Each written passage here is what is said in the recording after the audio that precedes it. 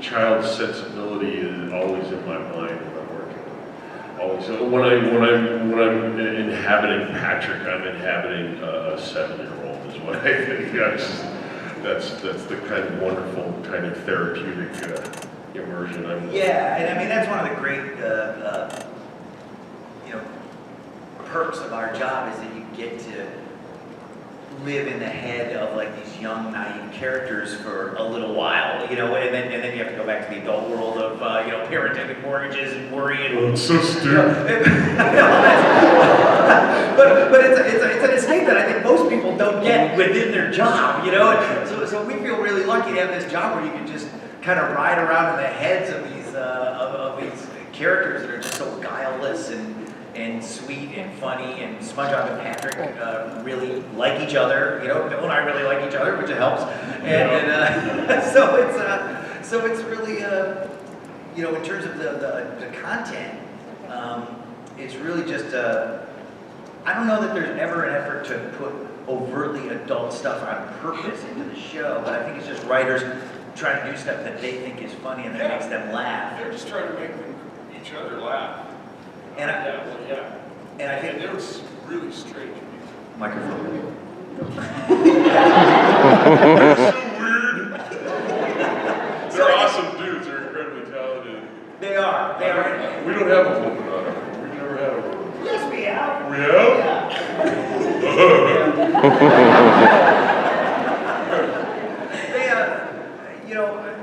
I think the mission is always that SpongeBob is a kids show on a kids network, and it's always been that. But I guess like Looney Tunes or Bullwinkle or all those kind of cartoons that we and the writers revere, you try to put stuff in that makes you laugh and that maybe works on all levels. But we always know that it's mostly it's kids that are watching the show or people that think like kids. When you turn onto the street of what will kids like? It's so easy to become condescending and kind of detached from what you're actually writing. And we've all watched stuff with our kids. I'm talking to the parents in the audience. And the stuff's, it's really hard to sit through because there isn't a connection between the people that are writing it and what you're seeing. It's like it's almost contemptuous. Right. No, I think you're right. It's like kids, you got to give kids credit for being as imaginative, if not more, as any executive or anybody like that, or any human. Kids have these crazy imaginations with no limitations on it, and that's what we're trying to tap. We're trying to be like them, and the writers are trying to capture that wave, and it's kind of metaphysical. It's very it's very mystical. Yeah. No. It's a weird mix of like math and magic. Oh, I like that. I like that. I think I wish I was more imaginative like that. Okay, guys. Right brain, left brain.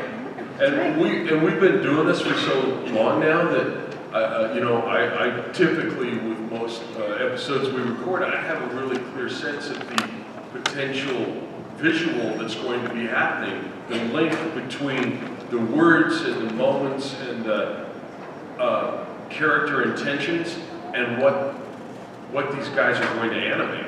So that helps you fulfill the performance, the vocal performance, because you have a clear sense of where they're going with the visual instead of just being this, well, I saw the storyboard, so I think we'll do this. But, you know what I'm saying? Yeah, I mean, generally we go off a storyboard. They have a storyboard for us with the pictures and the panels, so you know what the action's going to be, and you can look at all the extreme poses and try to chase that and maybe plus it a little bit. And that's one of the great things, one of the most fun things about our job, as opposed to doing anime or something, where they animate to our voice tracks. Right. So what we lay down is what the artists draw to, as opposed to anime where it's already done and you're just kind of doing this Rubik's Cube of making your line fit the mouth movement, of some guy who already did the performance. And they're both rewarding and interesting and fun in their own way, but there's something that's just a blast. It's like I mean, we're like dogs that are in a dog park, and on Wednesdays when we record, they just let us off the leash and we're like, no, we don't do that. But it's there's no butt sniffing. But other than that, we're like dogs in the dog park.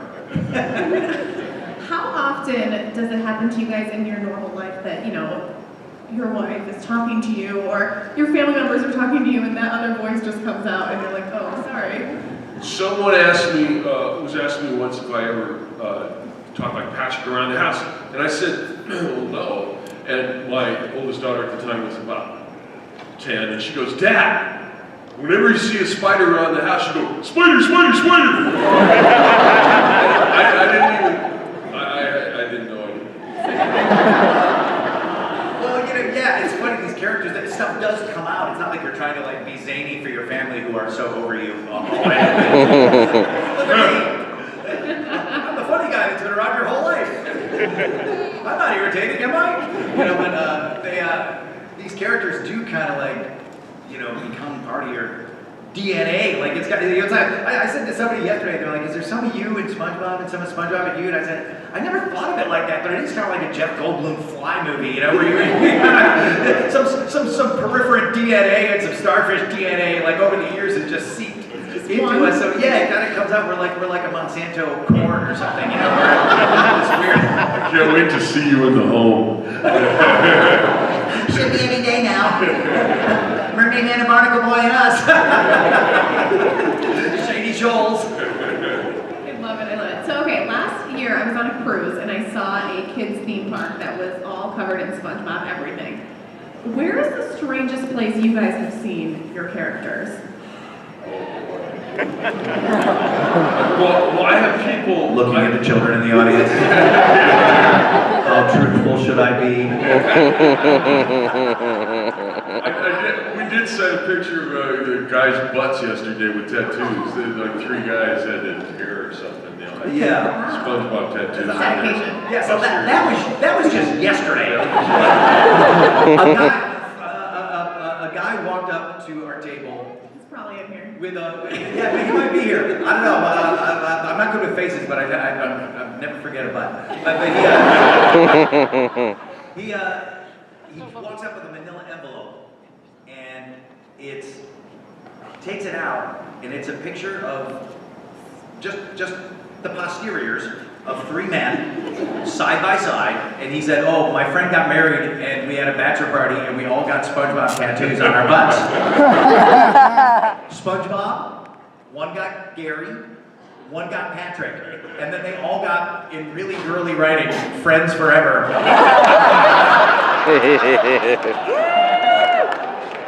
Sweeping the country.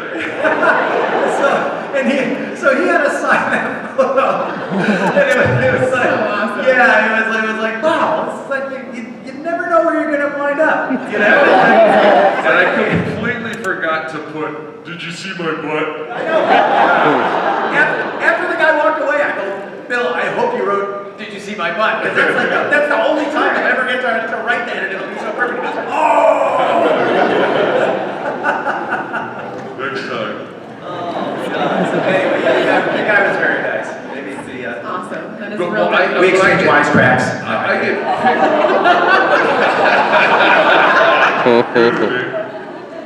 I get pictures of people who are traveling around the world, and I was in Tunisia, and here was a SpongeBob water slide, or someplace in Central America, there'll be like, just like some local guy painted, our characters on his taco stand or something. Yeah, like off model, like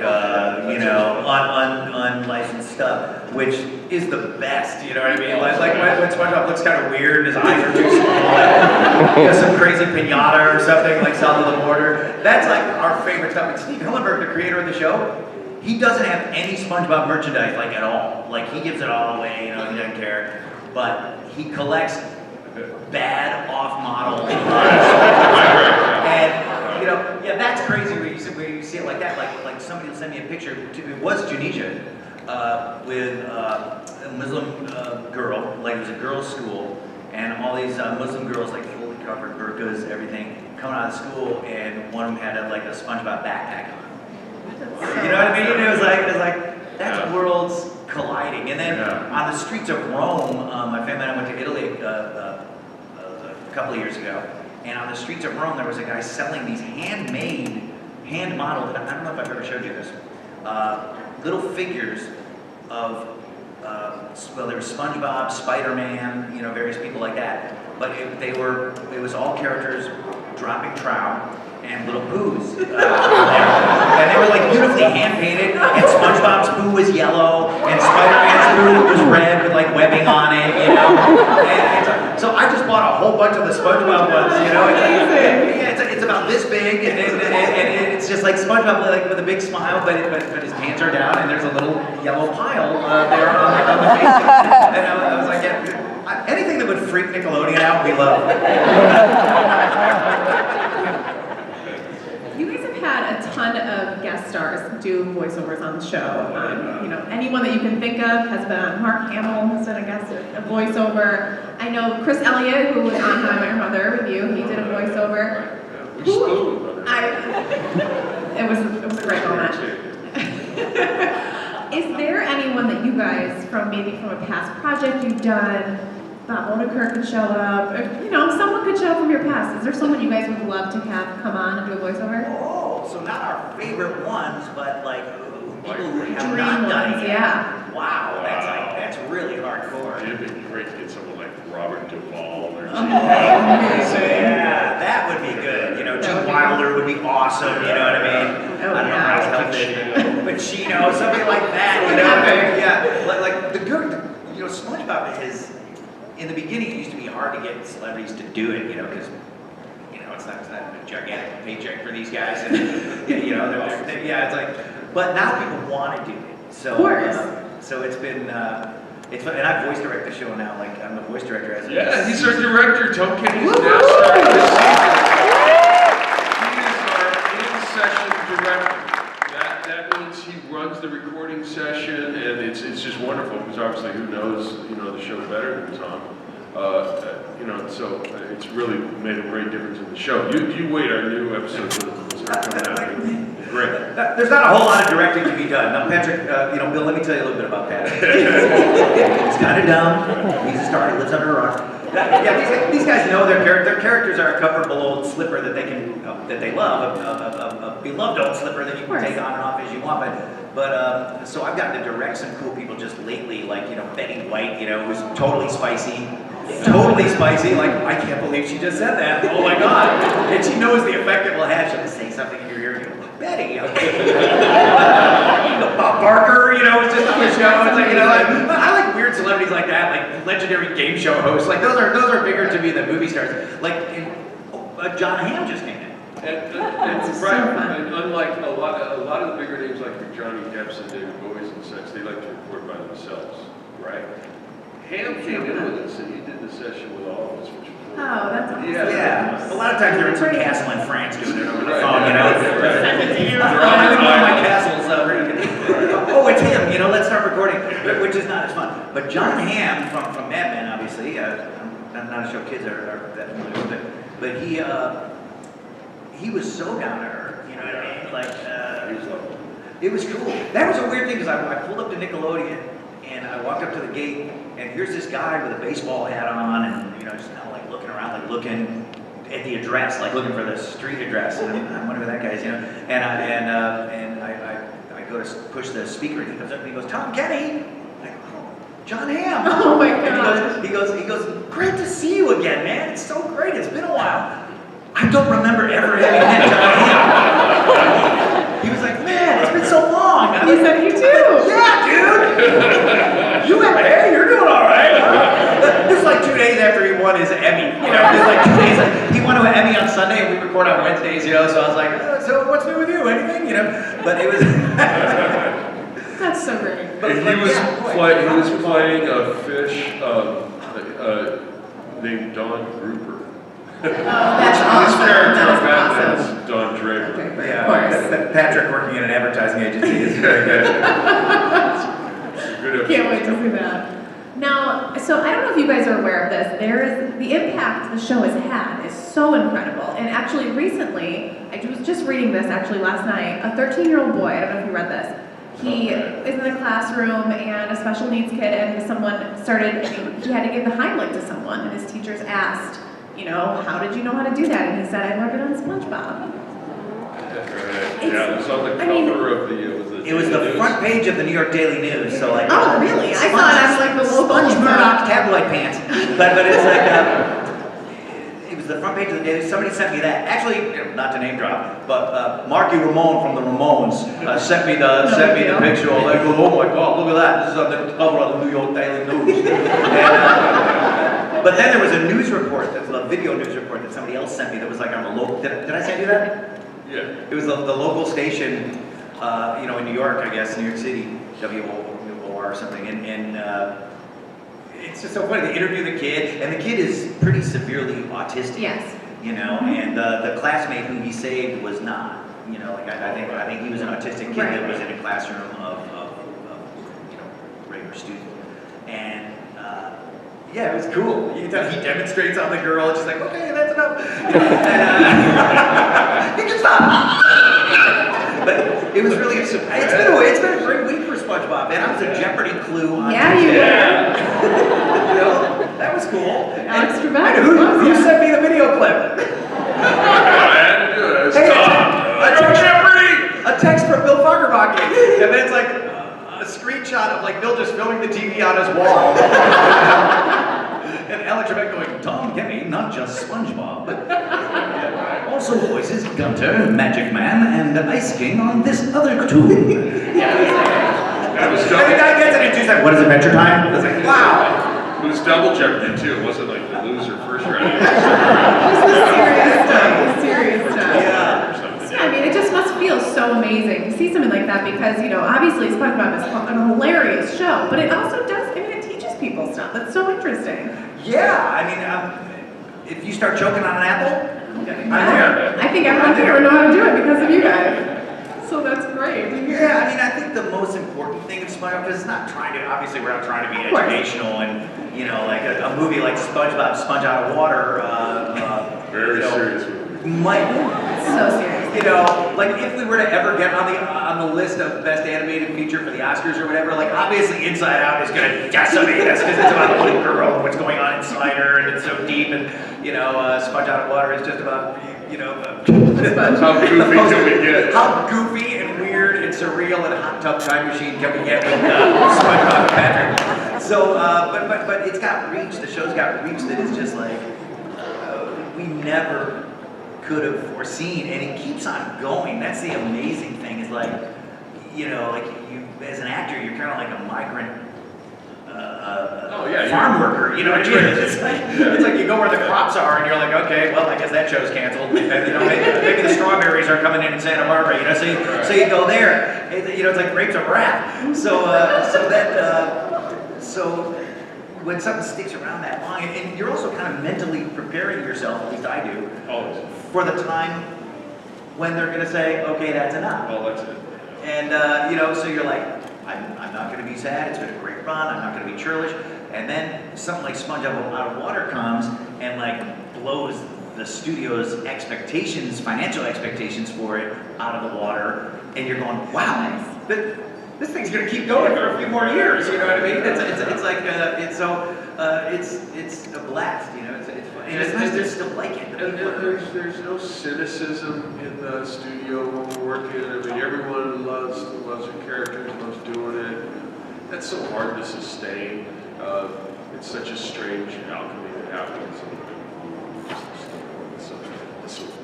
Yeah, because I mean, it's the cartoon world is much more functional than the. Oh yeah. That is not ergonomically together, Jared. Hello, sexy. Well, let me slip into something more comfortable.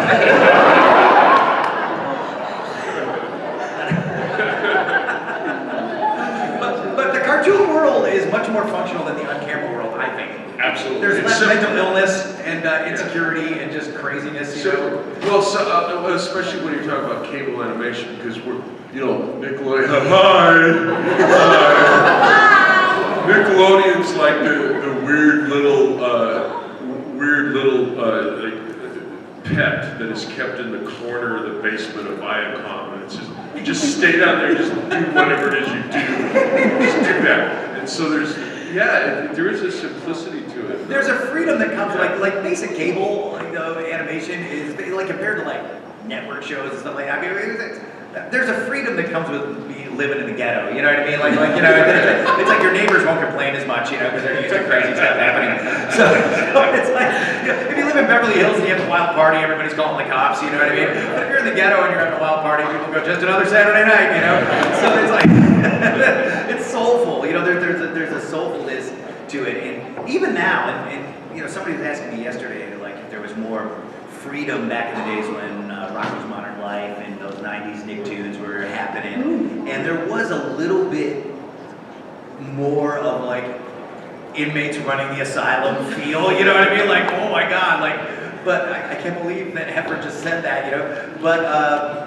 But even now, with the greater oversight from Suits that comes with you being on a show with a good character that make $1 bazillion in licensing, so there are more eyeballs on it, but there still is a lot of creative freedom and them just letting the show happen. Like if it ain't broke, don't fix it, you know, kind of thing.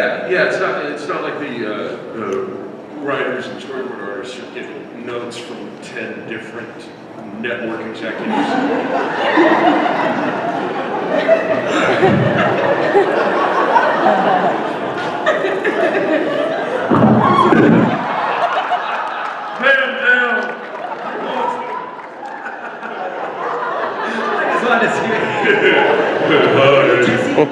I remember you from yesterday. Yeah. She's the daughter of the Kingpin. I love it. Good to see you, Jesse. I do want to make sure we have some time for fan questions, so if you guys want to start lining up at the mic if you do have questions. Oh yeah, sorry. Let me We laughed too much? No, not at all. Not at all. Hey, see you later, man. Go to the mic. Go to the mic. Go to the mic, of course. Oh my goodness. Look I thought he was like, He was like, I'm done. he's an aspiring animator, so I thought he was like, you know, cartoon emergency, I gotta get out of here. My beeper just went off. There you go. I know, watch out, man. That wouldn't have been there when you got back, because nerds are very shady. Yeah, they are. It is so not the truth. These cons are, I mean, this is Bill's kind of first con besides a couple of San Diegos. Yeah, this is my first one doing this stuff. We've done a couple things in San Diego with Nickelodeon for the show. Not like this though. It's more I tried to fun. get into it, but it was irrelevant. So, yeah, I moved down. It's like, Now you go. I'm louder than you. We have a technical expert coming up right now. Go ahead. Hey! That's his secret. Alright, so we want to start over here with the fan question on the side. Hello. Hello.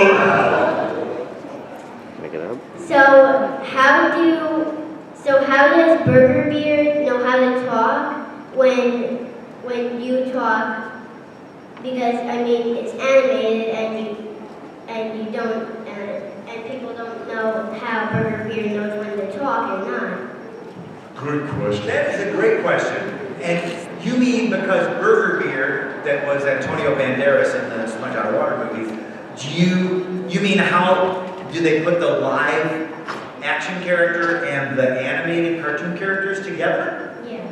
Is that what you mean? Well, first of all, they filmed Antonio Banderas in his pirate costume, you know, doing all this crazy stuff and, you know, driving around in those crazy boats and all that in that scene. And then they use computers to add the animated characters later, but we add our voices to it after it's already filmed, right? Yeah. They film him, and then we record our voices, and then they animate, they make the cartoon and put our voices in the mouths of the cartoon, and then they marry the two things together. And it's a pretty great technological magic trick, isn't it? When he's filming, there are actors standing in different places, or giving him a place to look, and Yeah, they go, Spongebob is going to be over there, Yeah. Patrick's going to be over there, Antonio, so there's where to look, you know. That's a great question. Yeah. And you wrote back to me. What? You wrote a letter, and you wrote back to him. Who did? Yeah. I did? Oh, thank you. I really try. And it's just like it piles up. Like now I've got like a giant like Santa Claus stacks in my office just going, I hope I ever have time for this. But it's some people have it's just very sincerely talking, you know what I mean? You know, but I can't do that. So it's like thank you. I'm glad I had my stuff together that much. Alright, want to go this side? My question is, if you could have any character come back, who would it be? Any character come back. I know. When Ernest Borgnine, the voice of Mermaid Man, passed away, Steve Hillenburg said, I don't want anybody else doing the voice of that character. You know, there are people that can imitate it. They call it a voice match. And Steve said, it's just not the same. So really, if I could have any character come back, it would be Mermaid Man. And if that would mean we can have Ernest Borgnine back, that would be even better. Woo! Love you, Ernie.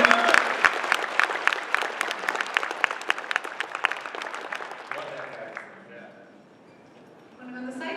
We'll just go back and forth. Did you have fun making the movie Sponge Out of Water?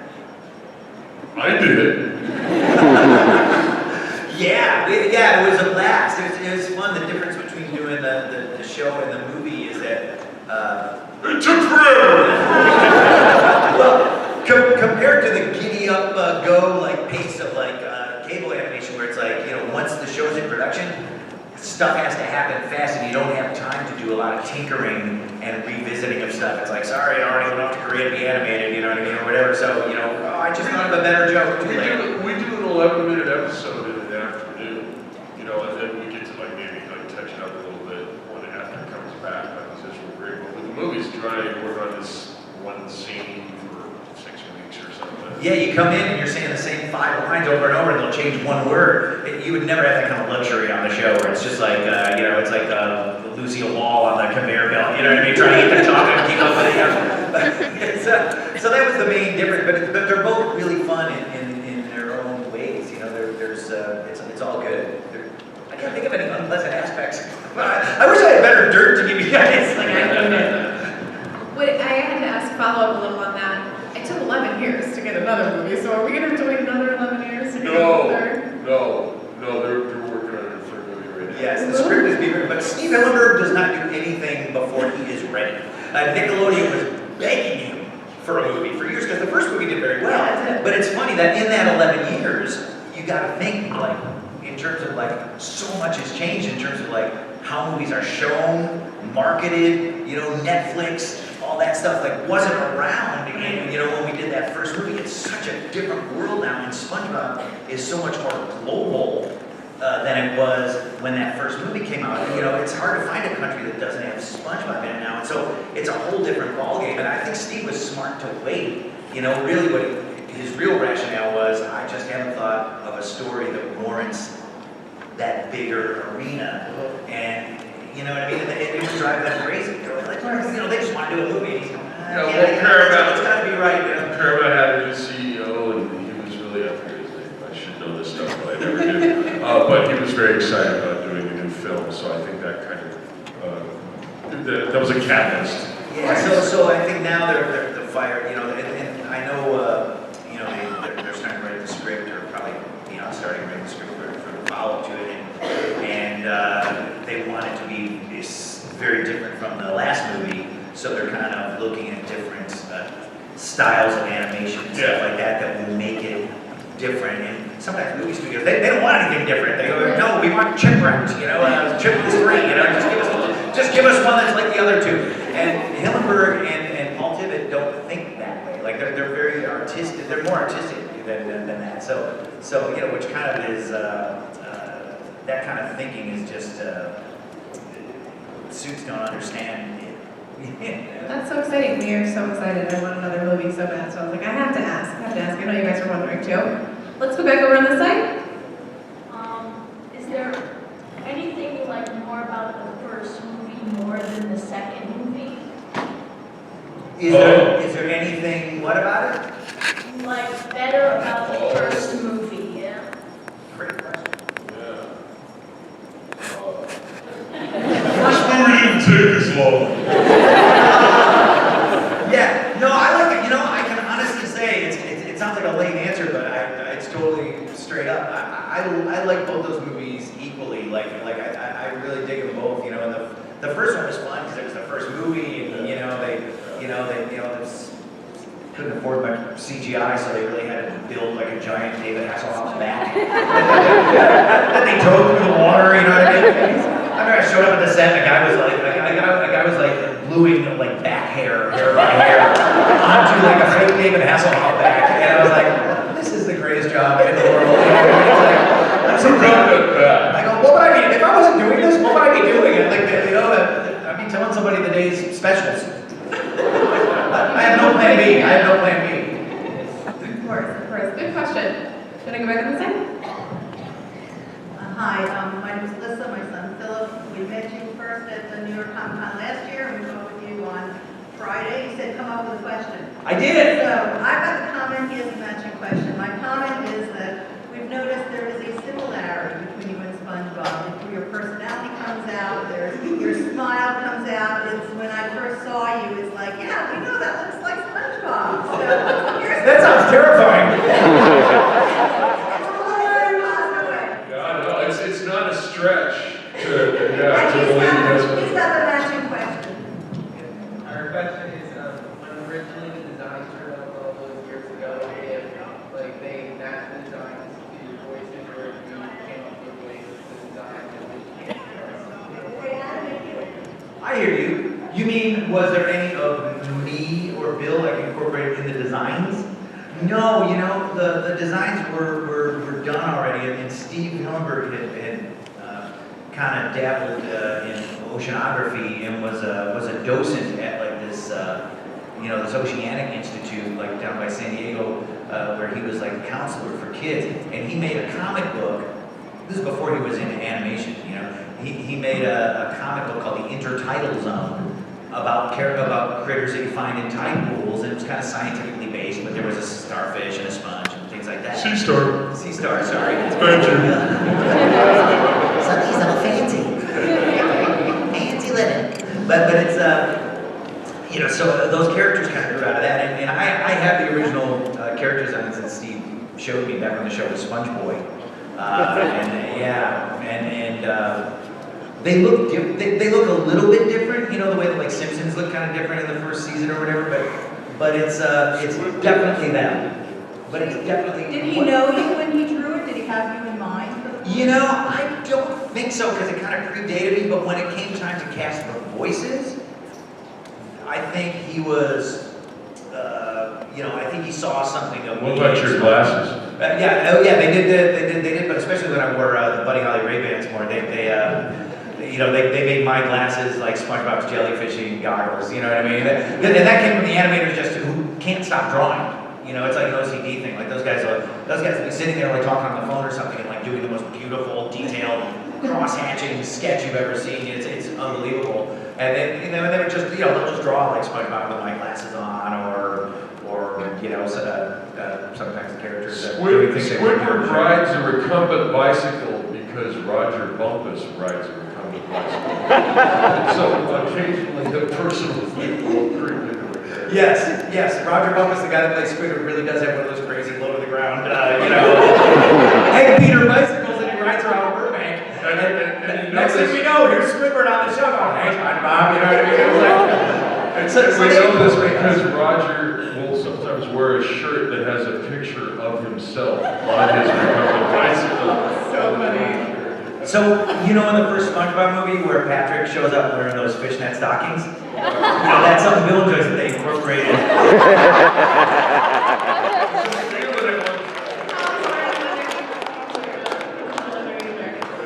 Did the laugh of SpongeBob also come from them or come from you? That totally came from me. That was like Steve. SpongeBob is the only show that I'm on where I was involved in it before it was a show, where Hillenburg, who I knew from Rocco's Modern Life, was his first job in the business, my first job in the business. Guys like Derek Dryman and all these guys. Nick Jennings, who now runs, was on Adventure Time for a long time. I was helping on the Powerpuff Girls reboot. All these guys that went on to a lot of other stuff. Like Rocco's Modern Life was like our incubator, And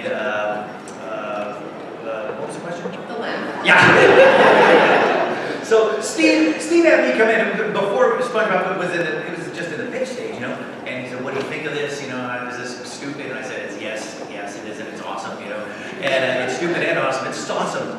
And we just were talking about what would this guy sound like, what would this guy talk like, and then the laugh was kind of came from just kind of thinking about it, going, what would sea, ocean, porpoise, dolphin, seagull, so it was like, so it was like half seagull and half dolphin, like just kind of putting sounds together. And Steve was like, "That's it, Eureka," It was amazing. We love it. All right, what side are we on now? This side over here. Go ahead. So this is probably a common question, but what was your favorite episode? Favorite episode? The pilot is my favorite episode just because it was just the introduction to the very special world. We did that pilot. That's the Help Wanted episode. And Tiny Tim song. Yeah, and with the anchovies, and they come in, and they're hungry. We had a helium tank in the studio, which I had never encountered before. But I thought, well, this is a very unique kind of project. But it was huffing on helium and doing anchovies. Yeah. I hope this show goes to series. Huffing like Dennis Hopper, Pluto, it's crazy. But I really loved the pilot. That was my favorite. Yeah, that was fun because that was the first time we all got to be in the same room doing those characters, and there really was a feeling of like, I don't know if this is gonna be a show or not, but I know it's gonna be an awesome 7-minute cartoon that is gonna have a shelf. People are gonna be. If it doesn't go to series, people will rediscover this 7-minute cartoon in 20 years. But wow, that was great, There was just a feeling of just excitement to it, And I love as I get older and crankier, I tend to identify more with Squidward. I go, hey, he's right. We should leave him alone. Listen to the squid. So I like episodes where Squidward is tortured by them are like my favorite episodes where they're just being irritating. I love episodes like Idiot Bob box where, the fact that they have so much imagination and Squidward is incapable of imagining, and it makes Squidward mad because he wants what they have and he can't achieve it. Like, I think there's deep stuff there. And, stuff like the magic conch shell, like what it says about magical thinking and religion and all this stuff. I think is like a deeper level, And I love band geeks, where Woo! The best Patrick line ever. Is mayonnaise an instrument? Yeah!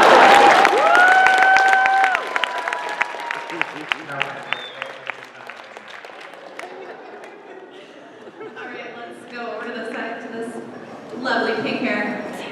Hi, I was wondering, are there any episodes of SpongeBob where you're laughing so hard recording the lines and you have to do it over again? That's a great question. Absolutely. Yeah. Pretty much every recording, and pretty much not just SpongeBob. Like, Adventure Time or whatever. John DiMaggio does the best fake farts in the world. So he'll just be getting ready to do your line when he plays Jake the dog. So he'll just be ready to start the big long speech of the Ice King. He'll just come up here and but way better than that. They're like something in second grade, but in SpongeBob, we're cracking up all the time. All the time. People will surprise you with what they do. Clancy Brown will do something really crazy with the line for Mr. Krabs or Roger with Squidward. Yeah. Go. One really recent time where this happened was a couple of weeks ago when the Nickelodeon suits were giving somebody a tour. I think it was the network censors, a couple of people, right? And they were just, hey, here's our recording studio. And when responsible adults are standing there looking at you, like stuff that like shouldn't be a double entendre, suddenly becomes like,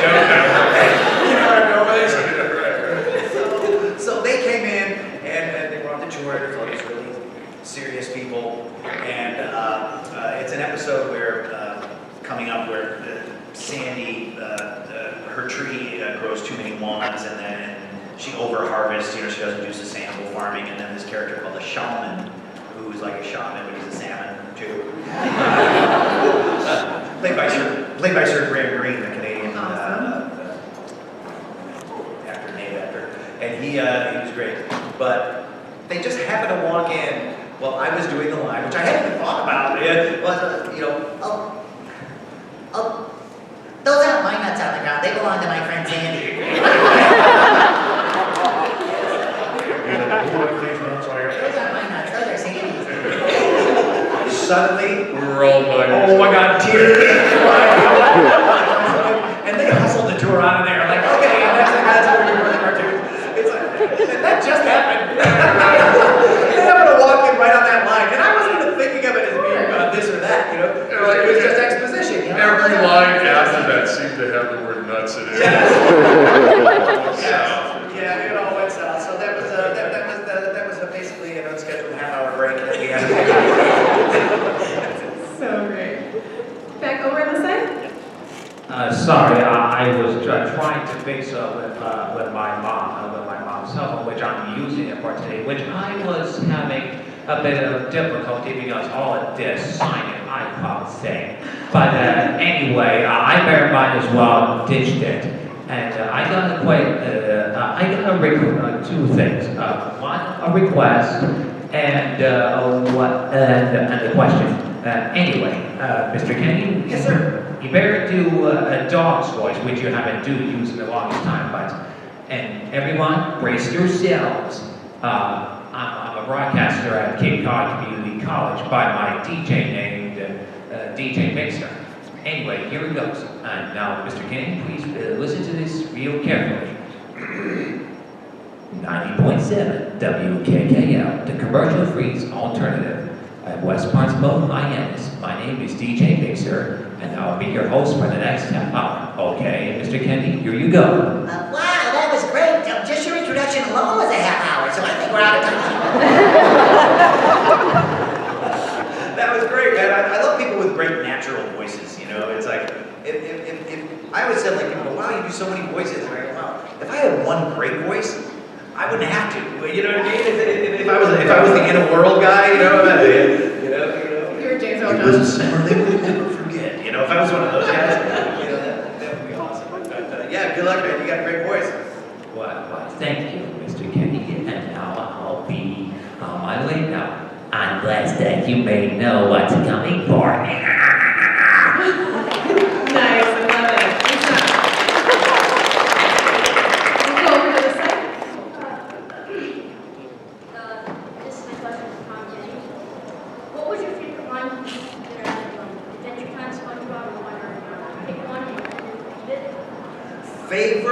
Favorite line from any of them? One of those three? Yes. Adventure Time, SpongeBob, Wander Over Yonder? Yes. I love them all, but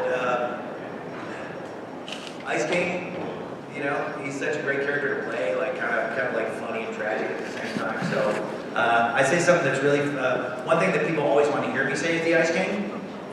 Right the boing lines. You got it. Right the boing lines. The boing lines. Right the boing lines. You like that one too? All right. That joke hit you right in the boing lines. I love it. Thank you, baby. I'll see you new. Thank you. Back over on the side. How many days does it take to record an episode with the voices? That's my technique too. I hear you. How many days does it take? We do an episode in an afternoon. And then, of recording. There's months of work that go into writing and developing the story and the storyboard and stuff. So that all happens before we get the fun part. And then when they send that all to the animation company in Seoul, Korea, it comes back, and sometimes they bring us back in and say, well, we need to change this line, or we need blah, blah, blah. SpongeBob's mouth. Did I get that? Sorry. I hate technology so much. I want to be Amish. But I want to churn my own butter. I just think technology hates me. Technology fired the first shot, you know? But yeah, there's so much work that has to be done, like Bill was saying, before we record. Then we come in and record, and it's fun and creative. It's also some work, you know, you're finessing jokes and things. And then a bunch of stuff has to happen after we record, you know, music, sound effects, all that stuff. So it's a long process. It takes about 9 months, you know, in all. How early do you get the scripts? Like, you know what's going to happen? A day or two before. Okay.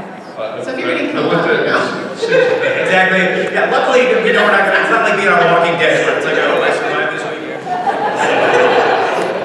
that's the end of Did you get them sooner since you're directing them? Maybe a day or two sooner, but for me, I don't like to look at it too far before the session because you forget everything.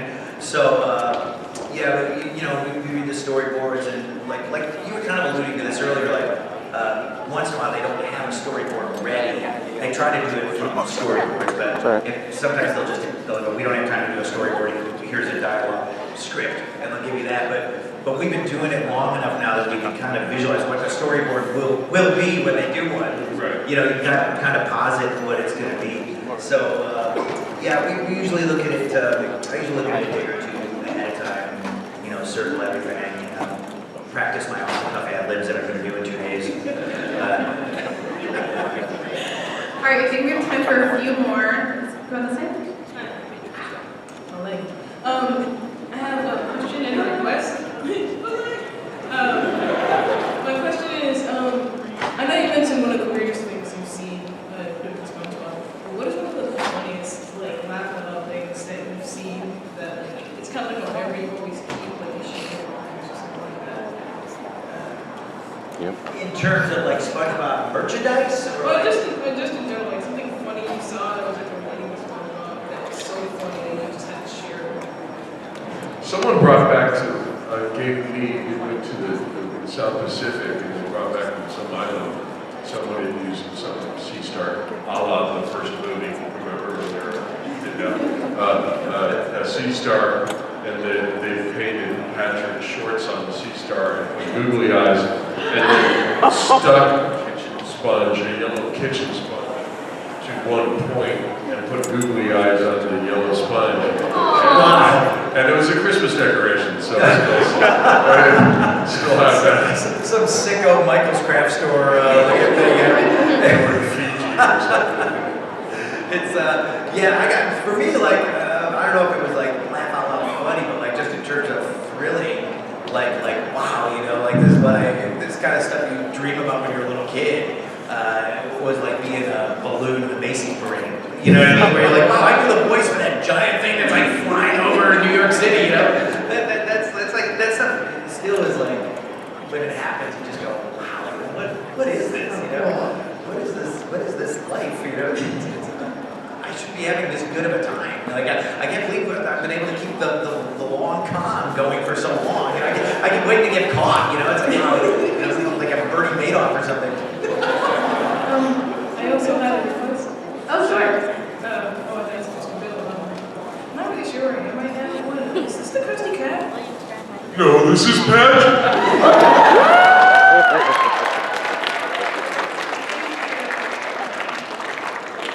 If you have not seen 10 biggest problems of modern SpongeBob on YouTube, I just want to say is that how do you think that SpongeBob SquarePants and Nickelodeon are both going downhill with those unstable writers nowadays? Because if anything, I don't want Bracket make any familiar problems like Stephen Hilliger did.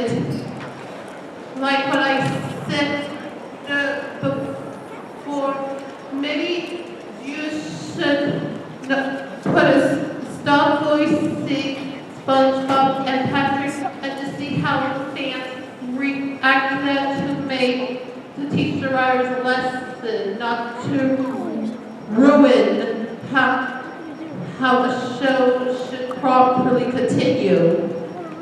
Well, I think you'll be happy to hear that Stephen Hillenburg is involved again with our TV production. And we've been doing new episodes since last December, I think, after the movie was finished. Yeah, and it's, you know, whether SpongeBob continues or not isn't really up to us. You know, it's this giant corporate behemoth that makes those decisions, and then we're kind of pilot fish that are along for the ride. And we're glad to keep working because we got like kids and houses and stuff. So, you know, I think, you know,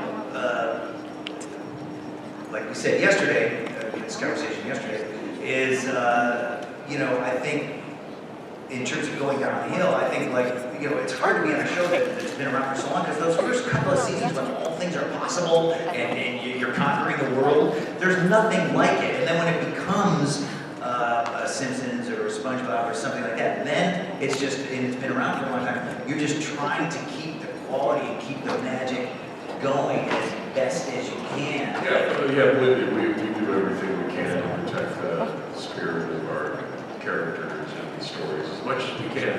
And there's an ebb and flow. Anything that is in production for a long time, there's an ebb and flow. Amazing. Let's go over here. We have a couple more. Hi, Bill. Hi, Mom. I'm just going to say really quick. This is like my favorite show of all time. I'm kind of nervous about talking to you guys. But like, I have like a few really quick things. One is, can both of you and your voices say hi to a kid named Justin? Justin? Yeah. Sure. And by the way, don't be nervous. We're total dorks. Did you see us trying to sit down? Hey, Justin, it's Tom Kenny, the voice of SpongeBob SquarePants. Hopefully, you can zoom in so I don't look like a flea circus. But we just wanted to, not just us, not just me. I don't want to just say hi to Justin. I also want Patrick to say hello to Justin. Hi, Justin. This is me over here. Justin, look, over here. This is me over here. See me? This is me. Hi, Justin. Sorry, I'm not wearing pink. In fact, Justin, not just us, but everybody in the room is going to say hi, Justin, on the count of 3. 1, 2, 3. Hi, Justin. Feel my power.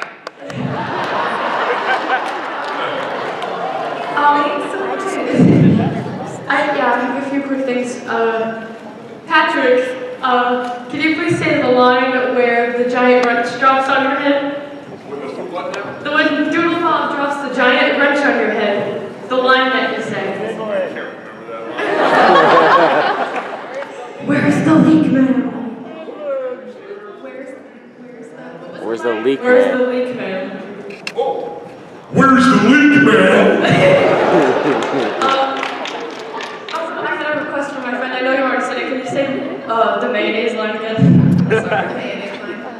Okay, this is for Justin, okay. Is mayonnaise an instrument, Justin? What is it? Yeah! Thank you, Bessie. My question is, do you guys have a favorite song that you did in the show? Like any of the songs that were featured in it? That's what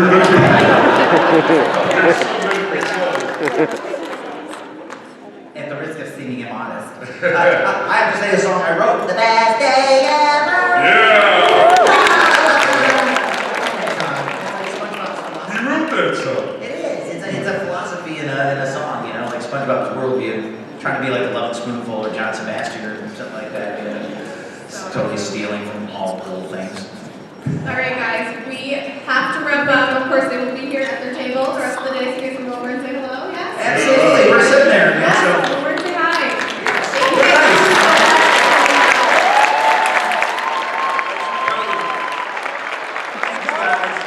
Hope it was informative and somewhat funny once in a while. Thanks so much.